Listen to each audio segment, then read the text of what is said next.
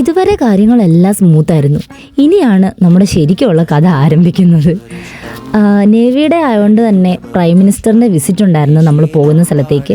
നമ്മൾ പോകുന്നത് ഭുവനേശ്വറിൽ നിന്നും പൂരിയിലേക്കാണ്. അപ്പോൾ അങ്ങോട്ടൊരു 50 കിലോമീറ്റർ ഉണ്ടായിരുന്നു. നമ്മൾ എയർപോർട്ടിൽ നിന്ന് വലിയ കാര്യത്തിൽ കാറിനകത്തെല്ലാം സൈക്കിളും എല്ലാം പെറുക്കി വെച്ച് എങ്ങനെയൊക്കെയോ കയറി. പകുതി വഴി എത്തിയപ്പോൾ നമ്മളെ ഡ്രൈവർ തേച്ച് കളഞ്ഞു. ആൾ പറയുക ഇനിയും പോകാൻ പറ്റില്ല, അവിടെ മൊത്തം തിരക്കാണ്, അങ്ങനെയാണ് ഇങ്ങനെയാണ്. പിന്നെ അവിടെയുള്ള പോലീസുകാരോട് ചോദിച്ചപ്പോഴും അത് തന്നെയായിരുന്നു പറഞ്ഞത്. നമ്മൾ അത്ര നേരം അവിടെ വെയിറ്റ് ചെയ്യണമായിരുന്നു. പക്ഷേ ഈ വെയിറ്റ് ചെയ്യാൻ ഈ ടാക്സിക്കാർക്ക് പറ്റില്ല. അതുകൊണ്ട് പിന്നെ നമ്മൾ നൈസായിട്ട് അവിടുന്ന് നമ്മൾ ഇറക്കി വിട്ടു. നമ്മൾ പിന്നെ ഈ നേവിയുടെ അവിടെ കുറേ പരിപാടികളൊക്കെ നടക്കുന്നുണ്ടായിരുന്നു. പിന്നെ അതൊന്നും കാണാനുള്ള വലിയ മാനസികാവസ്ഥയിലല്ലായിരുന്നു. കാരണം ഈ സൈക്കിളും പൊക്കിക്കൊണ്ട് നമ്മൾ കുറേ ദൂരം നടക്കാനുണ്ടായിരുന്നു. പിന്നെ ഞങ്ങൾ രണ്ടും കൽപ്പിച്ച് കുറേ നേരം അവിടെ നിന്ന് വട്ടം തിരിഞ്ഞ് ഈ സൈക്കിളും പൊക്കി കുറേ ദൂരം നടന്നു. ഈ പോകുന്ന ആൾക്കാരെല്ലാം നടക്കുന്നത് ഈ നേവിയുടെ പരിപാടി കാണുന്നതിന് വേണ്ടിയിട്ടാണ്. അപ്പം നമ്മൾ 2-3 കിലോമീറ്റർ നടന്ന് പിന്നെ ഇങ്ങനെ ഒരു സ്ഥലത്തെത്തി. അവിടെ ഒരു ചെക്ക് പോസ്റ്റ് ഉണ്ടായിരുന്നു, അവിടെ നിന്നു. പിന്നെ കയ്യിലുള്ളത് കഴിക്കാനുള്ള സാധനങ്ങളെല്ലാം എടുത്ത് കഴിച്ചു. രാവിലെ കഴിച്ചിട്ട് പിന്നെ വൈകുന്നേരമായിട്ട് ഒന്നും കഴിച്ചിട്ടില്ലായിരുന്നു. ഈ ഒരു അവസ്ഥയായിരുന്നു നമുക്ക്. പിന്നെ കുറേ നേരം അവിടെ ഇരുന്നു. എങ്ങനെയെങ്കിലും ആരെങ്കിലുമൊക്കെ ഒപ്പിച്ച് ഇവിടെ നിന്ന് പോയാൽ മതി എന്നായിരുന്നു. പക്ഷേ ഇത്രയും സമയമായിട്ടും ഒരു ഓട്ടോയും ഒന്നും വന്നില്ല. പിന്നെ അവിടെ ഒരു സൈക്കിൾ ഓട്ടി വരുന്ന അപ്പച്ചനോട് ജസ്റ്റ് ഒന്ന് വല്ലോ ഫുഡ് കിട്ടുന്ന കടയിലോട്ടൊന്ന് കൊണ്ട് ഇറക്കാവെന്ന് ചോദിച്ചിട്ട് ആ അപ്പച്ചൻ അവിടെ കഥയും പറഞ്ഞ് നിൽക്കുന്നതല്ലാതെ ഞങ്ങളെ ആരെയും കൊണ്ടുപോകുന്നില്ലെന്നാണ് പറയുന്നത്. പിന്നെ ആ അപ്പച്ചനോട് കുറേ കാര്യങ്ങൾ ചേട്ടൻ ചോദിച്ച് അവിടെ നിന്നു. ഈ അപ്പച്ചനാണെ ആര് വന്ന് ചോദിച്ചിട്ടും ആരെയും വണ്ടിയിൽ കയറ്റുന്നില്ല. ഇവിടുത്തെ ഏറ്റവും വലിയ കോമഡി എന്ന് പറഞ്ഞാൽ ഒന്ന് ബാത്റൂമിൽ പോകാനും പോലും പറ്റത്തില്ല. ഈ പോലീസ് സ്റ്റേഷൻ്റെ അകത്തൊരു ബാത്റൂം ഉണ്ട്. പക്ഷേ ഇവിടുത്തെ ആൻറ്റിയോടൊന്ന് ഞാൻ ചോദിച്ചപ്പോൾ പറയുക ഇവരെല്ലാവരും ഈ പൈപ്പ് തുറന്നിട്ടിട്ട് ഇതാണ്ട് അവിടെ ഇരുന്നാണ് ബാത്റൂമിൽ പോകുന്നതെന്ന്.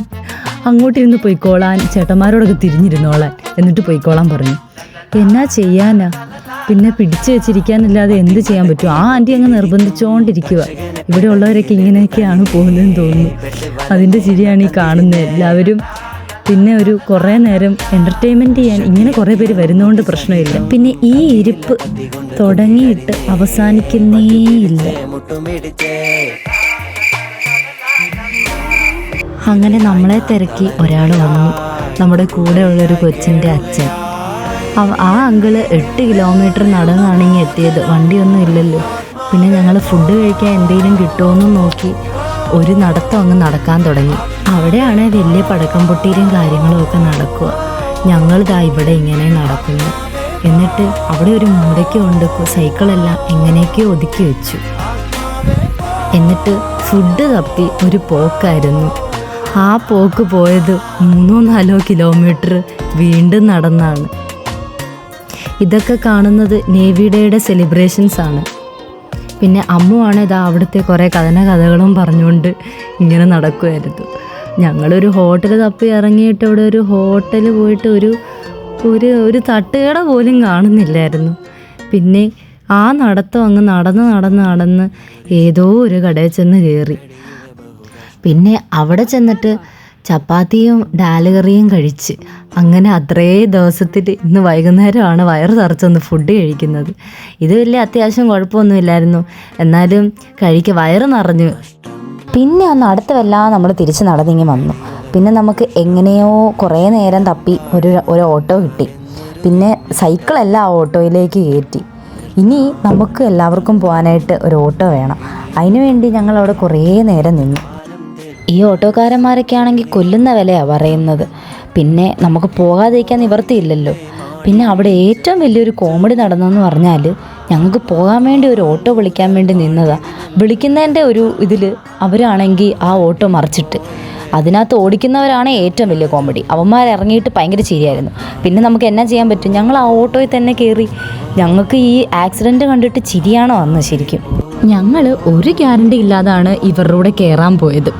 എവിടെ പോയി മറിച്ചിടുമെന്ന് ഒന്നും അറിയത്തില്ല. എന്തായാലും വണ്ടി ഇല്ലാത്തതുകൊണ്ട് എങ്ങനെയോ നമ്മൾ അതിൽ കയറി. നമുക്ക് ഇവരിൽ ഏറ്റവും സഹിക്കാൻ പറ്റാത്ത കാര്യം എന്താണെന്നറിയാമോ? ഇവർ ഹോണിൽ നിന്ന് കയ്യേ എടുക്കത്തില്ല. എപ്പോഴും കീ കീ എന്ന് പറഞ്ഞിങ്ങനെ അടിച്ചുകൊണ്ടേയിരിക്കും. പിന്നെ നമ്മൾ പറയുന്ന ഭാഷ അവർക്കും അറിയത്തില്ല, അവർ പറയുന്ന ഭാഷ നമുക്കും അറിയാത്തതുകൊണ്ട് ഒരാശ്വാസം ഉണ്ടായിരുന്നു. നമുക്ക് എന്ത് വേണമെങ്കിലും അവിടെ ഇരുന്ന് പറയാമായിരുന്നു. അതിനകത്ത് ഓട്ടോ ഓടിക്കുന്ന ആൾക്കാർ 2 പേരാണുള്ളത്. ഒരുത്തനാണെങ്കിൽ ഇടയ്ക്ക് നിർത്തിയിട്ട് ഈ മറ്റേ ഗ്ലാസ്സൊക്കെ ഇങ്ങനെ തുടച്ചിട്ട് പറയും ഐ ആം മിസ് വൈപ്പറെന്ന്. എന്തൊക്കെയാണ് അവിടെ നടക്കുന്നതെന്ന് ഞങ്ങൾക്ക് പോലും അറിയത്തില്ലായിരുന്നു. പിന്നെ എങ്ങനെയൊക്കെയോ വട്ടം തിരിഞ്ഞ് നമ്മൾ നിൽക്കുന്ന സ്ഥലത്തിൻ്റെ അടുത്തൊക്കെ എത്താറായി. അപ്പോൾ അവിടെ കാണുന്ന മറ്റേ ഈ കപ്പലിൽ ലൈറ്റൊക്കെ ഇട്ടിങ്ങനെ അലങ്കരിച്ച് വെച്ചേക്കുന്നതാണ്, മറ്റേ ബീച്ചാണ് അവിടെ. അപ്പോൾ ഈ നേവിയുടെ കാര്യങ്ങളും പരിപാടിയൊക്കെ അവിടെ ഇപ്പോഴും നടന്നുകൊണ്ടിരിക്കുകയാണ്. പിന്നെ നമ്മൾ ഈ സ്ഥലം പൂരി എന്ന് പറഞ്ഞൊരു സ്ഥലമാണ്. അപ്പോൾ ഇവിടെ ടൂറിസ്റ്റ് പ്ലേസ് ആയതുകൊണ്ട് തന്നെ കുറേ കാര്യങ്ങൾ കാണാനും പറയാനൊക്കെ ഉണ്ട്. കുറേ ലൈറ്റ് ഹൗസ് അങ്ങനത്തെ കാര്യങ്ങളൊക്കെ ഉണ്ട്. അപ്പം ഇതാണ് നമ്മൾ നിൽക്കുന്ന സ്ഥലം. നമ്മളൊരു 7-8 ദിവസം ഇവിടെ നിൽക്കും. അപ്പം ഇതൊരു അപ്പാർട്ട്മെൻറ്റ് പോലെയൊക്കെയാണ്. അപ്പം അവിടെ ആണെങ്കിൽ ഇതാണ് നമ്മുടെ സൈക്ലിംഗ് ട്രാക്ക്. അപ്പം സൈക്ലിംഗ് ട്രാക്കിൻ്റെയും കാര്യങ്ങളുമൊക്കെ ഞാൻ അടുത്ത വീഡിയോ ചെയ്യാം. അങ്ങനെ കുറേ സ്ട്രഗിൾ ചെയ്ത് ഓട്ടോയ്ക്കകത്ത് നമ്മൾ ചതഞ്ഞിരുന്ന് അവസാനം നമ്മൾ ഇവിടെ എത്തി. അതിൻ്റെ സന്തോഷമാണ് നിങ്ങൾ കാണുന്നത്. അപ്പം നമ്മുടെ മെയിൻ കാര്യം എന്ന് പറഞ്ഞാൽ കിടന്നുറങ്ങണമെന്നുള്ളത് മാത്രമായിരുന്നു. നമ്മൾ സൈക്കിളൊക്കെ സെറ്റ് ചെയ്യുന്നത് നാളെ ചെയ്യാമെന്നൊക്കെ വിചാരിച്ച് ചെന്നു. നമ്മൾ ബെഡ് കണ്ടു. പിന്നെ ഫ്രഷായിട്ടൊരൊറ്റ കിടപ്പായിരുന്നു. പിന്നെ സൈക്ലിംഗ് ട്രാക്കിൻ്റെയും സൈക്ലിംഗ് മത്സരത്തിൻ്റെയൊക്കെ വീഡിയോ പുറകെ വരുന്നതാണ്. അപ്പോൾ ഇപ്പം ഞാൻ പോവാണ്. ബൈ.